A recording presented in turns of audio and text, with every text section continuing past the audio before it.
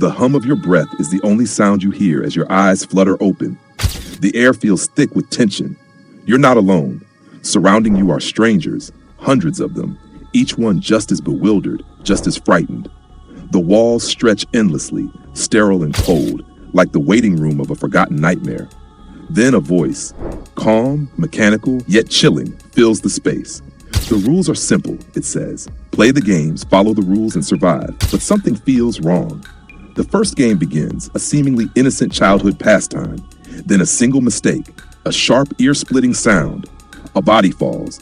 And just like that, you understand, this isn't a game at all. It's a death sentence wrapped in nostalgia. One by one, players are eliminated. Trust becomes a luxury. Friendship, a liability. In this cruel test of endurance, your mind is your only weapon, and your morality is the first thing to break. Because here, survival isn't about being the strongest. It's about knowing when to betray, when to deceive, when to run. The prize is life itself. Now ask yourself, could you make it through? Or would the game consume you before you ever reach the end?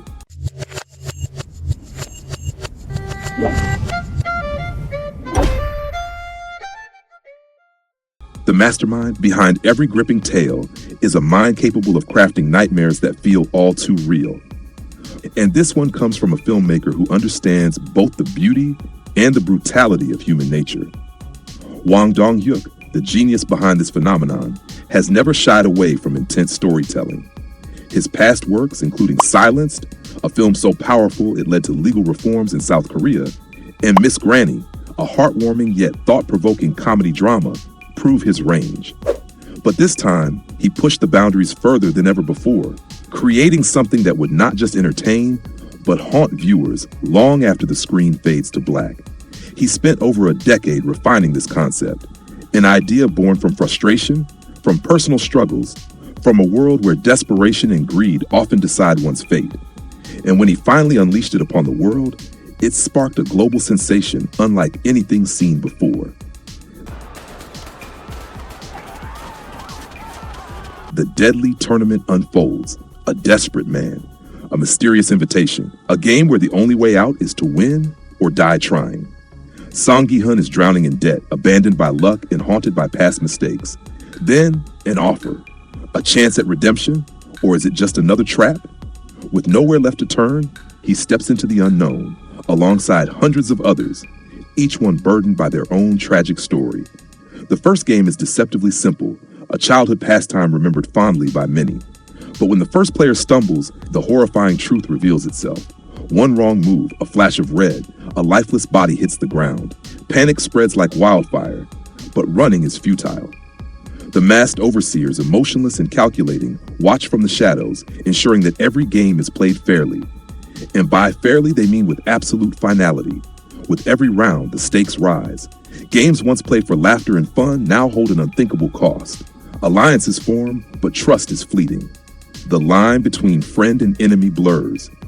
When the prize is survival, what wouldn't you do? How far would you go? What's more terrifying than the game itself? The knowledge that someone, somewhere is watching, entertained by the suffering. Behind the cheerful colors and the nostalgic music lies a sinister truth. This is no random contest.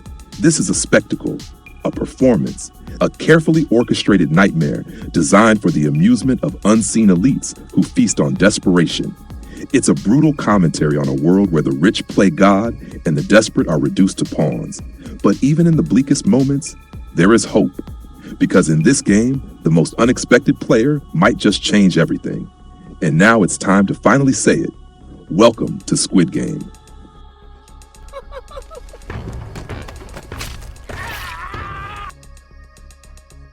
What makes Squid Game so unsettling isn't just the bloodshed. It's the way it looks, the way it feels. The vibrant primary colors, pinks, greens, blues, make everything appear deceptively cheerful, masking the horror underneath. The sets are childlike yet ominous, from the impossibly twisting staircases that lead to nowhere to the eerie playgrounds where innocence meets brutality. The cinematography forces you into the player's shoes, close-ups of sweat-drenched faces, wide shots that make them feel small, powerless. Every frame is designed to make you uneasy, to pull you deeper into the nightmare. And it works. From the moment Squid Game hit screens, it was unstoppable. It wasn't just a show, it was a movement. It sparked discussions on economic disparity, on human nature, on the terrifying lengths people will go to when backed into a corner. Critics and fans alike were hooked. With an 8.010 on IMDb, an 89% critic score on Rotten Tomatoes, and a dedicated fan base dissecting every scene, it's clear this isn't just another survival thriller, it's a masterpiece. And the best part? The story isn't over.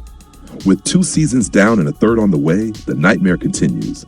Mark your calendars, June 27th, 2025. The final season is coming. Should you watch it?